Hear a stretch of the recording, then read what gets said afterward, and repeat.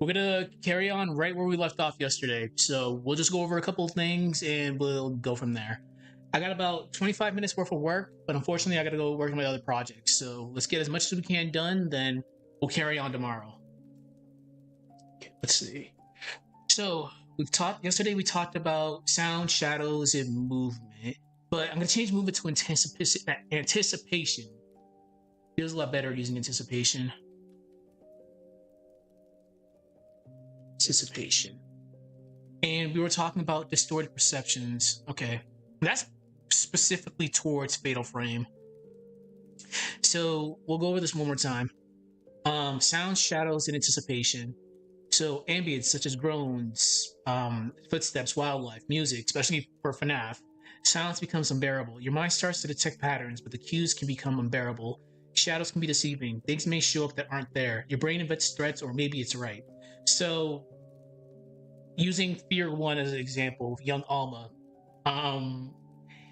just because of her gimmick, she shows up at the worst possible moments, usually with static on your screen. You'll know young Alma's there, and she'll usually just dart right like past you, just in your peripheral vision, so you know she's around. But that's just a good example right there.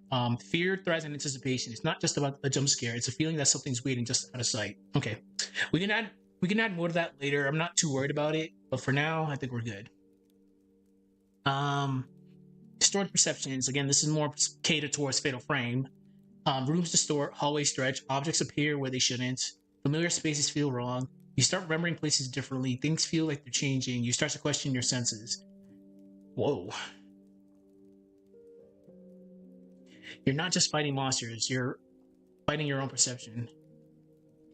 Oh yeah, because I had to go get chow yesterday, so that's why I didn't really look over this. This is not an outline. I'm not really worried about grammatical errors. Like, this is just to get us started for the narrative that we're going to do later on. So, we've touched upon Section 0 is the brain and fear. Section 1's the architecture. Sound, anticipation, shadow. Section 4 is distorted perceptions. So, what should Section 4 be?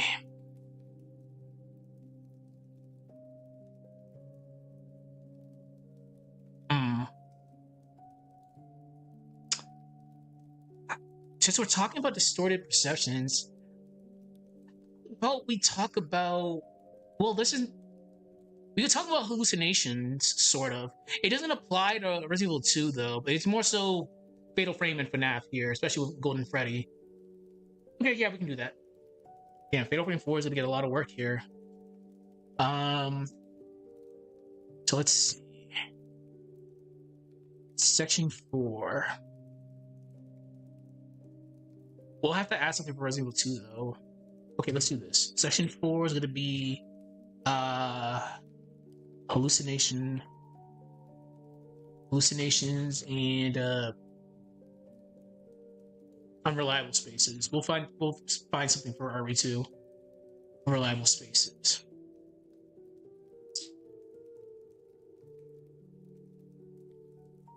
I really should have probably used security breach.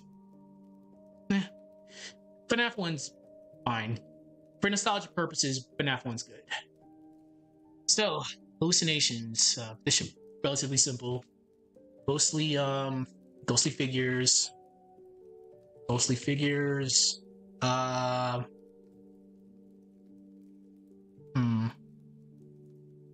Flickers.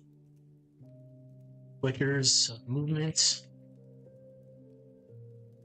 Flickers of movement.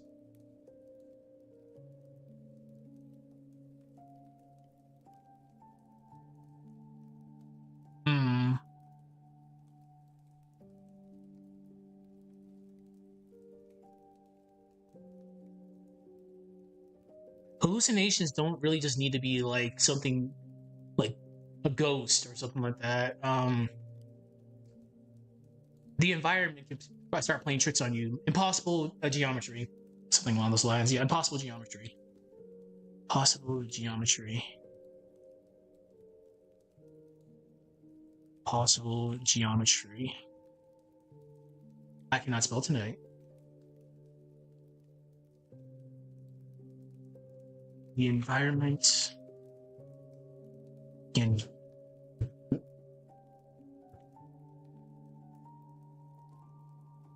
Again, it's damn. Yeah, Fatal Frame 4 is gonna be getting a lot of work here. But again, this kind of does apply to FNAF because of Golden Freddy.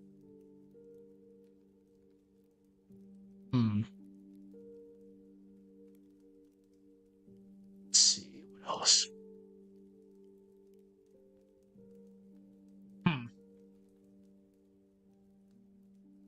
Don't drink unless you're an adult.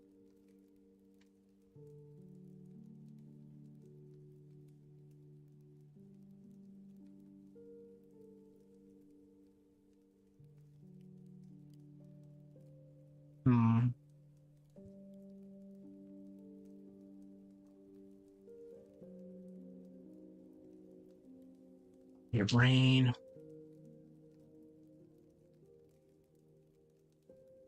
Brain struggles.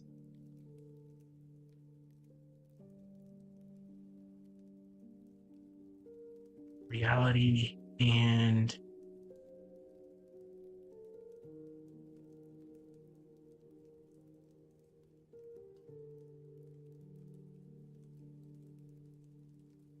okay.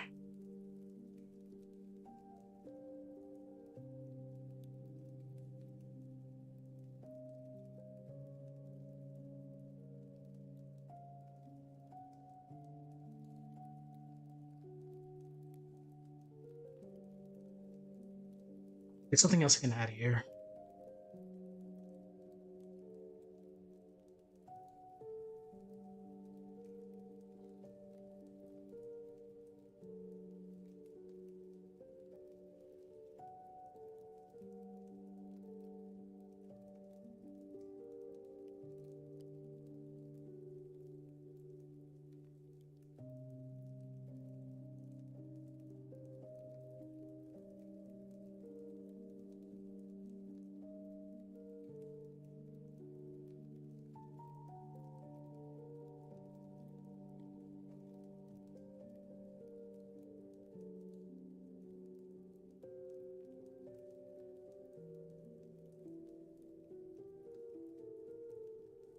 Fear.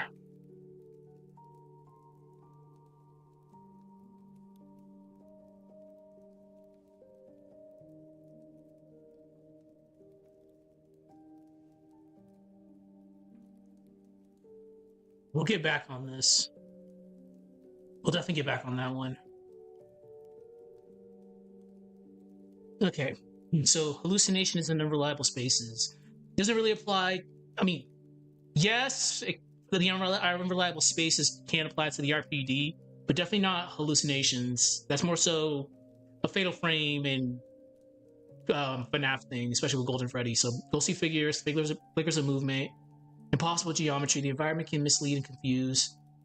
Your brain struggles to differentiate reality and hallucinations. We'll see if we can try to find a parallel for a mythological parallel to this. We'll see if it fits the gameplay fear and cognitive functionality. Okay. So let's see what we have again. So we're gonna ignore that. Physical betrayal, architecture as the antagonist, shadows, silent shadows and anticipation, distorted perceptions, and now we have hallucinations in unreliable spaces.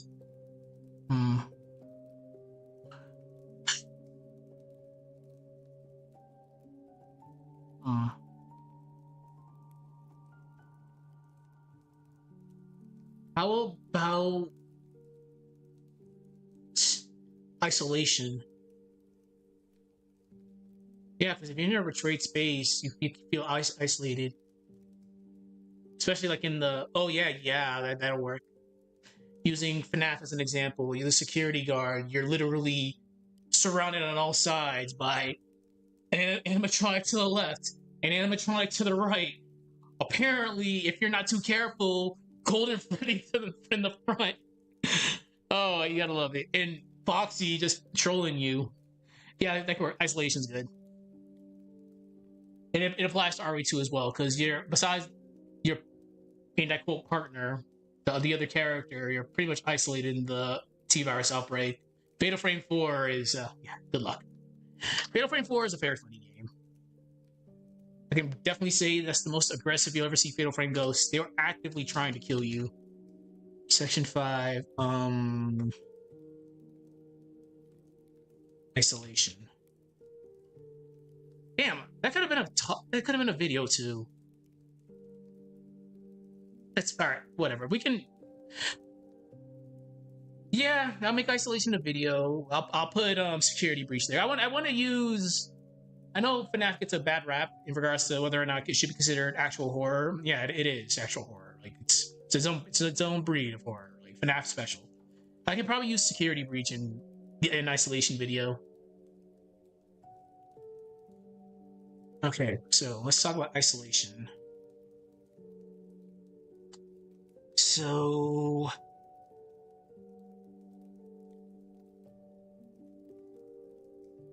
find spaces. Find spaces. Well, yeah, because the main case studies for this video is going to be the RPD, the entirety of Fatal Frame 4's location, and the pizzeria / security office. So the security office is confined space. Confined space. Confined spaces. Asylum. It's institute. Institutes. Abandoned spaces.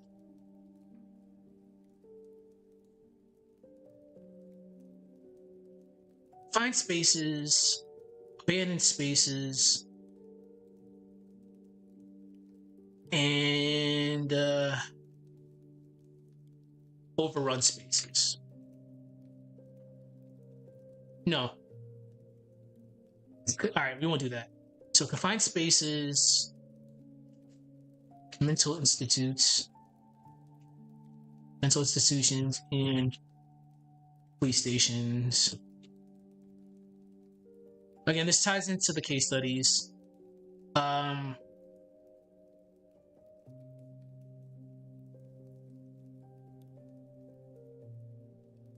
FNAF's case, control is limited. Okay. Control is limited. Honestly, you gotta give it to the security guard. He just keeps on coming back. You had me at night 1.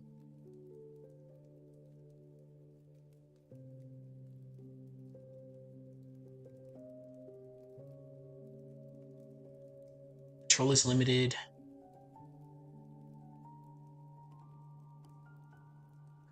Okay, let's make this more specific.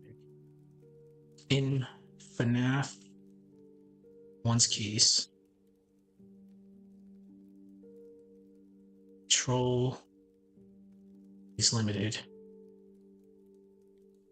You are confined to security office. Agency, in a sense, is taken away from the player. Okay.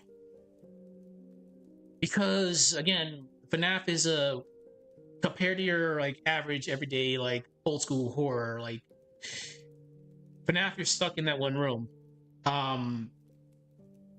Resident Evil like 2, for example, you're actively going around the world. That game specific world. Same thing with Fatal Frame 2. Fatal Frame 2, you're stuck on that one asylum. Institute. Resident Evil 2 goes through numerous locations in Raccoon City that somehow, some way are connected to each other by the convenience of God. We're not talking about like Dark Souls 1 connectivity with how every place links back to Firelink Shrine. Or no, like the RPD just makes no sense. The sewer systems leading to the underground umbrella facility. Well, oh my God, let's not even get to that. Like, we'll focus more so on this. All right. So, when we're dealing with isolation, we start feeling helplessness, which I've done a video on. Helplessness. Helplessness. Grows.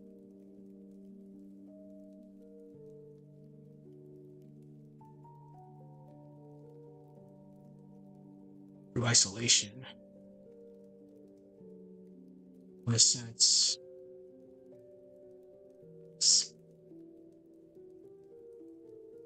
I might actually do a horror movie analysis with this. We can use the final girl getting chased in our home, because your home is like the ultimate betrayed space. It's like, damn, I should feel safe in my home. No, you know you're not. By horror movie logic, no, hell no.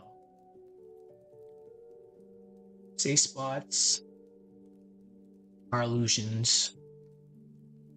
Yeah.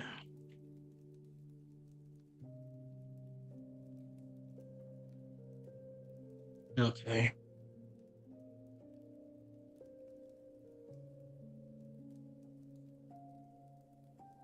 Define spaces, mental institutions, and police station. In a FNAF 1's case, control is limited. You're confined to the security office. Agency, in a sense, is taken away. Okay, so helplessness grows through isolation. Safe spots are illusions. So horror games. No, horror emerges from the inability to act. More so for FNAF's case, but yeah, no, this applies to everything because isolation is spelled through all of them. Again, FNAF, you're by yourself with the animatronics, sort of, because you still have phone guy there until he dies. Fatal Frame 4, the majority of you're not by yourself. Your friends are there on the island, but you're by yourself playing as a singular character. Like Fatal Frame 4 takes Let's Split Up Gang to the next level, and it ends pretty badly. And with Resident Evil 2, sure, it's and I quote a solo mission for like the majority of the time. Like you meet the secondary character a couple of times and supporting cast, but for the majority of the game, you're by yourself. So horror emerges from the inability to act. Horror emerges from the inability to act. Constant second guessing.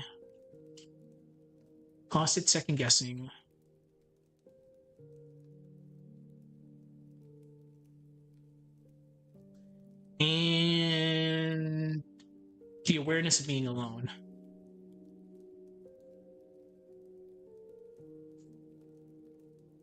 Okay. All right, let me look at this one more time. So we've done 2 sections so far. So hallucination and unreliable spaces. We just did isolation. So let's read this again. Hallucinations and unreliable spaces. Ghostly figures, flickers of movement, impossible geometry. The environment can mislead and confuse. Your brain struggles to differentiate reality and hallucinations. And in my spare time, I'll see if I can try to see if there's a myth parallel to this. And we'll see if it fits the gameplay fear and cognitive functionality of the brain. Isolation, confined spaces, mental institutions, police station. In FNAF 1's case, control is limited. You're confined to the security office. Agency, in a sense, is taken away. Helplessness grows through isolation. Safe spots are illusions. Horror emerges from the inability to act. Constant second guessing and awareness of being alone. Okay. So I have a good one here. So throughout all of that, let's just say you're isolated. How do you feel being isolated? You feel scared, terrified. Hell, some people might be like, "Oh, I revel at this challenge. Let's go!" Like fucking weirdos they are, but your emotions are running high. So we can actually bring up emotion as section 6. Section 6. Section 6. Emotional tension, which I've also done a video on. Pointless plugs here and there.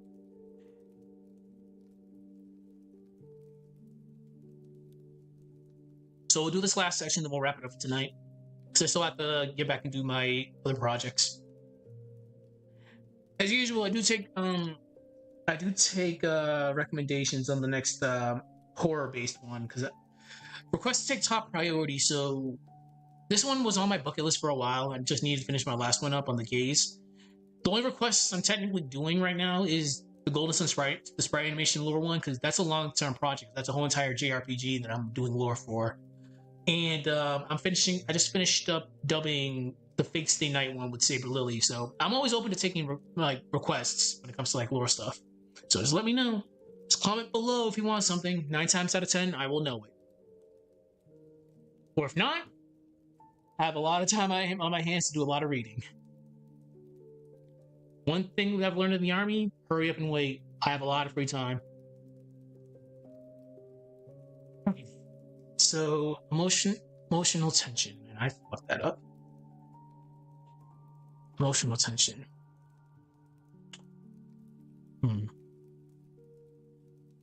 So, emotional tension.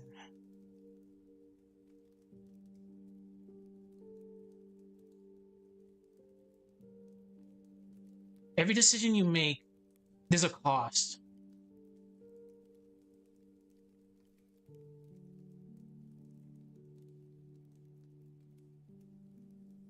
Every decision you make has a cost. Give examples. Going to wait. People who play FNAF, you definitely know. If you're not monitoring Foxy, you already know what's gonna happen. When to wait, to act. I'll never forget back in the Stone Ages, myself watching Markiplier playing it. My God, that was hell. I wasn't playing it at the time, but that was some tense like nonsense when I was watching him play. I'm like, wow, this is some high level stuff for you just to play this. So every decision you make has a cost. When to wait, when to act, when to risk. Especially for like FNAF. Like you need to be like on the top of your game for that one. Or else you're gonna get the scream of a lifetime.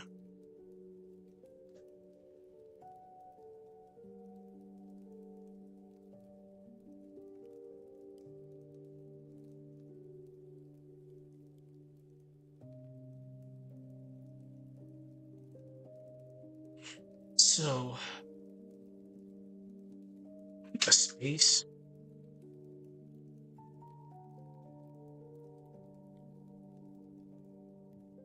Space you once considered safe.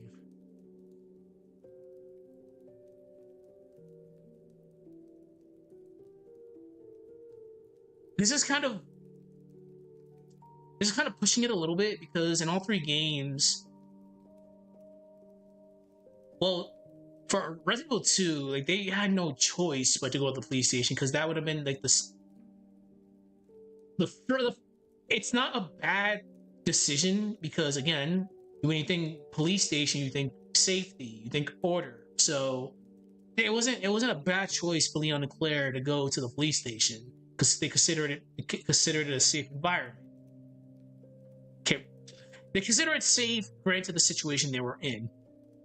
So that's fine. Fatal Frame 4 is weird because the main characters, they were patients at the institute on the island. So they had to go through all the shenanigans. So they went. The best way to describe Fatal Frame 4, it's closure. So they went back, each for their own reasons, and got closure. Couple of them died. Yes, a couple of them did die. One of them could potentially die, but you could save her depending on your choices. The main character gets closure at the end of the day. At the expense of her friends, but still. Closure is the main thing. Like the institute, when they were kids, when they were sent there, should have been considered a safe place. It obviously wasn't a safe place because there was dark machinations and crazy shenanigans afoot involving rituals with masks. And lo and behold, they were all part of that ritual. So yes, it was a facade. Somewhere that should have been considered safe for mental health issues was not safe at all. So yeah, Fatal Frame 4 is kind of weird in that regard. And obviously FNAF is simple enough. You're a guy that sees a job opening for minuscule amount of money, but you need the job, and lo and behold, it's at a pizzeria. You're a security officer. You should feel safe at work. You should, but lo and behold, things don't turn out to be safe. So work should have been considered a safe spot, but it's not.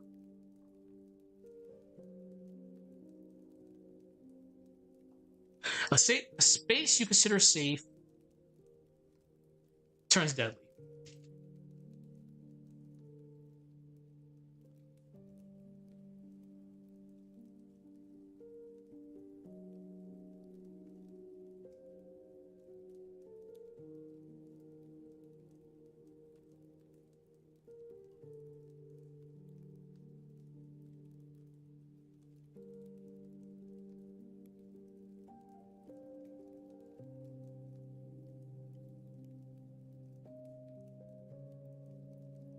Let's put a quotation in a quotation.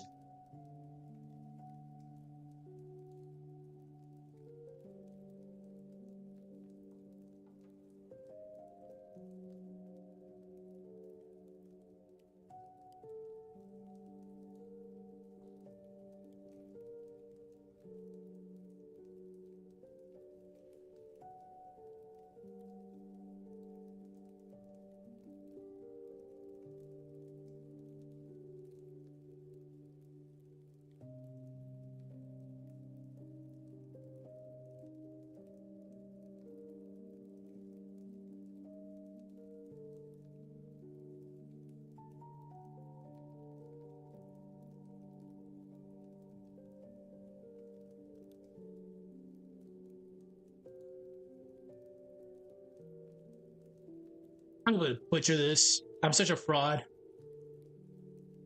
I really use this one.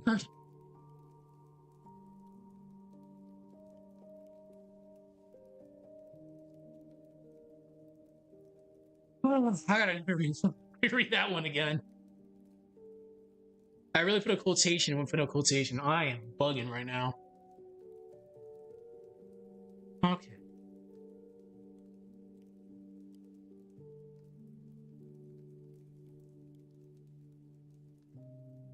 So horror is more than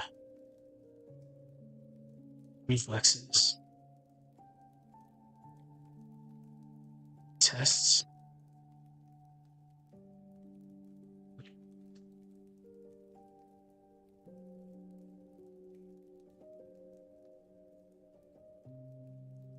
Okay, so I definitely have to read this again. Every decision you. Alright, so section 6 will be emotional tension. So we're gonna go into a lot of detail about this one, definitely, because this one's a big one. So every decision you make has a cost. When to wait, when to act, when to risk. A space you want to consider safe turns deadly. Fatal Frame 4, not so much here for plot reasons, but mental institutions, at least these days, not counting the craziness of the past, read into that and you'll be like shocked. Should have been seen as a safe place for rehabilitation and for the mentally ill to recover. Which it wasn't, because experiments were held for the Lunar Mass ritual, which obviously did not end well, because, yeah, there's a lot of very vengeful ghosts in Fatal Frame 4, which I'll take this to the grave. Fatal Frame 4 is probably the scariest one, because besides all the crazy scares that it gets away with, those ghosts were actually trying to kill you. Like, they're the most aggressive ghosts in a Fatal Frame to this date. I'm not even counting the campiness of 1, the atmospheric shenanigans of 2. 3 is pretty much ghost trolling Ray in her house. 4 definitely, wow. And Fatal Frame 5 ghosts are just... Fatal Frame 5 ghosts, they were just... What's the word? They were etchy and strange. etchy and strange in a Fatal Frame game. I can't, but yeah. So a space where you once considered safe turns deadly. Fatal Frame 4, not so much for plot reasons, but mental institutions, at least these days, not counting the craziness of the past, should have been seen as a safe place for rehabilitation for the mentally ill to recover. FNAF, like I mentioned, you obviously get the job listing. The work should be seen as a safe place. You wake up, go to work, go home, rinse and repeat. It's a job, so it should be seen as a safe place. But obviously, Freddy Fazbear's Pizza, yeah, we all know. We all know when it comes to safety regulations, employee health, and all that fun stuff. Yeah, it's not the best. And of course, with the police station, I did mention, given the situation that was occurring at the time when Leon and Claire first arrived in Raccoon City, it should have been like it wasn't the wrong decision for them to go to the police station. It's a sound decision. It's just you could never have known that the police station was one of the first places to fall during the outbreak, as we've seen in Resident Evil Outbreak. So horror tests more than reflexes. It tests your emotion, trust, and nerve. So I think that's fine. All right, so we did about 30 minutes worth of good work. We got section 6. I don't know whether or not I'm gonna make this a lengthy video. So far, this is looking at 10 minutes, possibly. Yeah, we can get 10 minutes so far. So I probably will have to extend this a little bit more because again, FNAF is the dark horse here, so I have to go into a lot of detail about FNAF. Again, this is not theory at all. We're just more so talking about the betrayed space aspect of FNAF 1 in particular. That's MatPat's thing for theories, or whoever does theories on FNAF these days. Probably still MatPat, but I'm doing something else different from your average everyday theory video. I'm just more so talking about the betrayed space aspect of it. But anyways, good stuff. Good stream. We'll do some more work tomorrow. Everybody take care. Have a good one. And I'll see people tomorrow with some more of this one.